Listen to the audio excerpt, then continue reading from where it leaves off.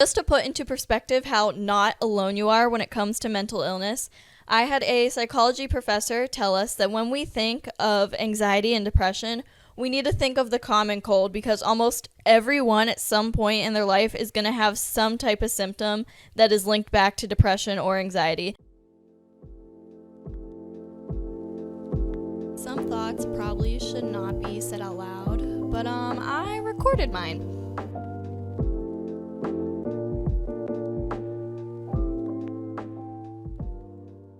Hey guys, it's Mara and welcome back to the podcast where I share my thoughts on the internet with all of you. So before I jump into the actual topic, I just need a little time to tell you a thought that's stuck in my brain that I've been hyper fixating on for the past week.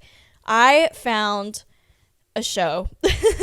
I found a show on Netflix and it is called The Home Edit, and they just organize things, and then I went psycho and I pulled apart my entire house and I bought a bunch of containers and I contained everything. Nothing was safe and I put it all back, and now my house is really nice and organized. What does that have to do about the topic of this episode? Absolutely nothing. So today's episode, I'm going to make a little bit more of a serious topic, but you know me, I'm probably going to joke somewhere in here. So today I want to talk about mental health, and I know it's not Mental Health Awareness Month. I probably should have put this episode out a couple months earlier, but all time is a good time to talk about your brain. That was such a nerdy thing. I can't believe I just said that. But yeah, so I'm going to give you guys a little bit of a background first about about why you should listen to me. But in a better way. Whatever, here's some background. So I am in school currently for psychology. I want to focus more on neuropsychology, probably why I just got so excited about the brain. I'm really fascinated by that. When you're in school for psychology, though, you get a very wide background of all the fields of psychology you can go into, and one of those is therapy and dealing with mental health and diagnosing that. You got to know that if you're going to go into a specialty, you know? So I'm in school currently for that, and I know this does not make me a professional at all. I am not claiming to be a professional, but I've definitely lived it, and I think that when you try to talk about mental health to someone that has never experienced it, has never lived through that they're not going to understand as well as someone that has been in that position before. It's a very hard thing to explain. The basics of it is just hey, my brain isn't making chemicals the right way and I'm sad. How do you explain that to someone and explain the feeling to someone that hasn't also had their brain malfunction, you know? It's just rough, but I've definitely been there, and I'm very open and willing to talk about mental health, how I cope, how I got diagnosed, all of that. And I have some friends currently I know that are kind of new with their diagnosis of anxiety, depression. And so yeah, this episode is just for them and for anyone else who wants some advice. All right, so let's talk about how I was diagnosed. I was diagnosed I think I got diagnosed with anxiety first, but a lot of times depression and anxiety literally will hold hands and skip around in your brain. They are very common, seen together. One thing leads to another. Sometimes one triggers the other. I got diagnosed very, very young, which I'm lucky that I had other family members. Hi, Mom. That also experienced it, so she kind of knew where I had to go, but trying to find a doctor that was willing to treat someone as young as I was 12. That was very difficult. It was a rough time, and for a while no one believed me. I remember a summer I spent probably 3 months in bed I gave myself fevers because of how much that I would just worry. And at the time, I didn't know it, but it was just me having panic attacks, and it would make my temperature spike, not an infection-y fever. You know how those are, intense. It was a low-grade fever, but still a fever. And then I would go to the doctors, and they would see, my heart would, skip beats or something. And again, it was all from anxiety. But because I was so young, they're doubt that, and they put me through a crap ton of testing. I got all of the scans that you could imagine. I had all the blood work done, and over and over and over, they found nothing. It was nice and reassuring to me to know that I was very healthy at 12. I hope I am. But it was frustrating because I was having like physical symptoms that was not being able to be diagnosed. And it like drove me crazy, and I would lay in bed and panic. I was like, what if I have some like crazy form of cancer that like has never been found before, and I'm going to die and is taking over my body? Like, those are the type of thoughts that I had, which when you take a step back, when I'm not like panicking and like living through that, it's like that. Nope. No.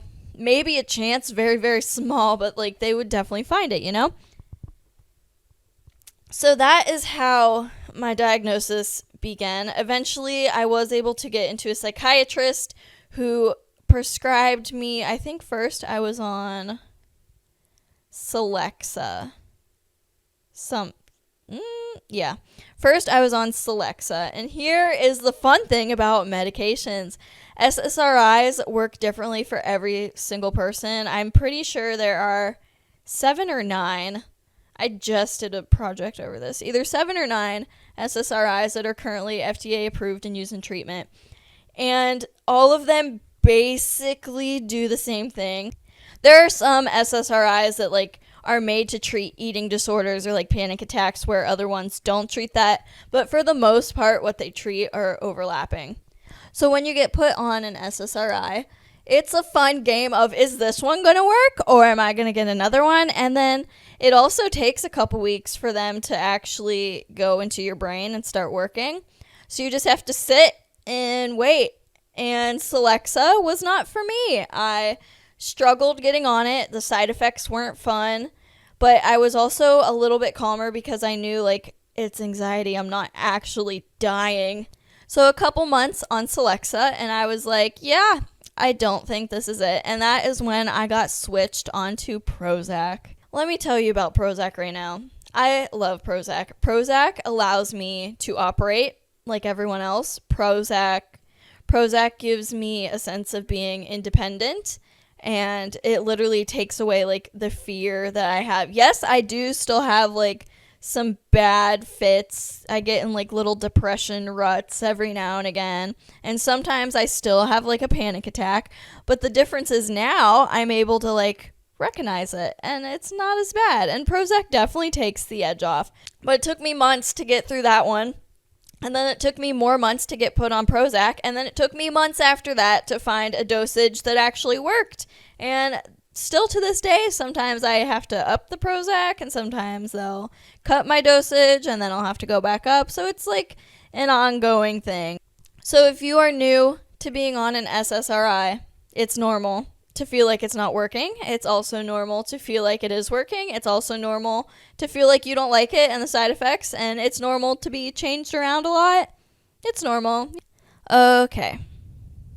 So that's how I got diagnosed, and then of course the depression came after. So let's get into how I cope, which I think this is the part of the podcast that most people wanted, is like the advice. Now, I did not ask anyone specifically for like what they wanted advice on, but everyone said like coping for the most part, not like how to cope with certain things, just coping in general. So this is how I cope with what I have. And if you guys listening want like more detail and you don't want it on the podcast, feel free to message me on Instagram or whichever. Or if you guys want me to do an advice podcast where I answer your questions, just let me know and I'd be down. This newest thing that I've been doing, and I'm actually starting to realize it works, and this came from like months of being in therapy and months of listening to other people's advice and podcasts just like this one, is my mindset. And this too, like I said in my last episode, it has to do with, I got into manifestation too, and just having like a good mindset, a positive mindset, and like reinforcing positive thoughts instead of the negative ones really made a difference. Imagine that. And it's good to just remind yourself that you are in control of your own emotions. You are in control of your own thoughts. Get it? Because like thoughts, the podcast. Okay. Sorry about that. I cannot take anything seriously. What a little jokester. Anyway, you're in control of your own brain, your own thoughts, your own emotions. And yes, when you have anxiety, when you have depression, it can kind of take over, but you really have to push your own mindset and be like, nah, dog, like this is just anxiety or this is just depression. And these are just thoughts. Like that's all it is just a thought. It's not a fact. A feeling, an emotion is not a fact. That's a good one. That's a good one. And you know where I got that from was actually Instagram quotes, and I have that written down on this piece of paper. Is changing my mindset. I also changed my social medias into something that would help and benefit me. So instead of seeing like all of this negative stuff, I really like found Instagram pages that promoted positive thinking, promoted manifestation, and like mental health awareness pages. I followed a bunch of those. And one of my favorite little Instagram quotes that I repost almost every time that I see it is, if you understand that you are not in control of something, then it also deserves to be freed from your mind, because you don't have control over it and you don't have to worry about it. You deserve to free that from your brain, and you have to make your brain a cute little cozy space to be in. Here, this is how I'm going to connect my organization to this podcast topic right now. You want to like organize your brain and make it like so cute and cozy and get a little throw rug in there. You know, maybe like light some candles in there. Make it a nice place to be, because you're stuck with your own brain and your own mind and your own thoughts for the rest of forever. So might as well make it a nice place to be. All right, so this is going to be really honest, but a way that I cope sometimes is I shut down. I will break down. This is mostly with depression, a little bit anxiety, but I'm getting better with anxiety. But depression really comes at me and has me in a chokehold sometimes. And I allow myself to shut down. I allow myself a day to call off work, to call off school, and to just lay in my bed and feel. And it's fine. It's okay to not be okay and to just chill in bed and try to cope. It's fine. And sometimes giving yourself time to just feel and shut down and break down is what you need. But it's really important, and this is what I struggled with and I'm getting a lot better with. When you do let yourself shut down and break down, you have to set yourself a time limit. Whether you give yourself 20 minutes to cry and then set an alarm on your phone, or you give yourself that day off work, that day off school, you have to swear to yourself, you have to pinky promise to yourself that you're not going to let it continue into the next day. You felt, you processed as best as you could. Sometimes you can't process it all in one day, but you gave yourself a break. And then the next day you have to push. You have to get out of bed, which is something that I struggled with so bad. I just want to lay in my bed and sleep every single day and like sleep it all away and then be up all night. And I don't know why, but that helps me a lot. But when you wake up in the mornings for me is the absolute worst. It all comes rushing back, and it's because when we're sleeping, we're like not in reality, you know? And then when you wake up, reality punches you in the face. And like mornings for me and getting out of bed is the hardest struggle. But if I gave myself a day already, I have to be like, okay, yesterday was my day to not get out of bed and to cry and like mope and sit in my feelings all day. So today I have to expose myself to what I'm afraid of, and I have to keep going, because like time's going to keep going. And if you stop and time keeps going, you're not going to make any progress. That also a little bit is called exposure therapy. It's when whatever you're afraid of or whatever you're like having a really tough time with, you just expose yourself to it and like get yourself used to it. So me, like getting myself up in the morning is exposure, sorta, of like getting out of bed. I don't know if that made sense. Another way that I cope, which I guess this isn't personal how I cope, but like some people are against it, some people are all for it, is medication. I did go and I get on Prozac and I take my SSRIs, and I like it. I like it a lot. It helps me a lot. Sometimes your brain just doesn't make the same chemicals as everyone else's brain. And it's cool. It's fine. Go take the medicine. And this is something that I try to tell people when they come to me and they're like really apprehensive about taking medicine for mental health, is taking an SSRI, taking an antidepressive, taking any of those should be exactly like taking medicine for physical health. Like if you're in pain and you take a Tylenol, how is that any different from being in mental pain and taking a Prozac? It's not. It's not any different. 2 more ways that I cope. This one, it definitely comes with time and it comes with experience and starting to just understand when you feel certain ways and how you feel is just being able to recognize and like breathe through it. I used to feel the physical feelings of a panic attack and I wouldn't know what it was. Like when I was younger, I was 12, like no one took the time to be like, hey, this is what a panic attack might feel like because I was 12, you know? But with time, I started to realize, hey, when I feel like this, nothing ever actually like bad happens because it's just anxiety. And the older I got, the more I realized when I would feel these feelings, I was like, oh, this is just a panic attack actually. Like something probably triggered it. My brain right now is just a little funky, you know, just a little goofy guy up there.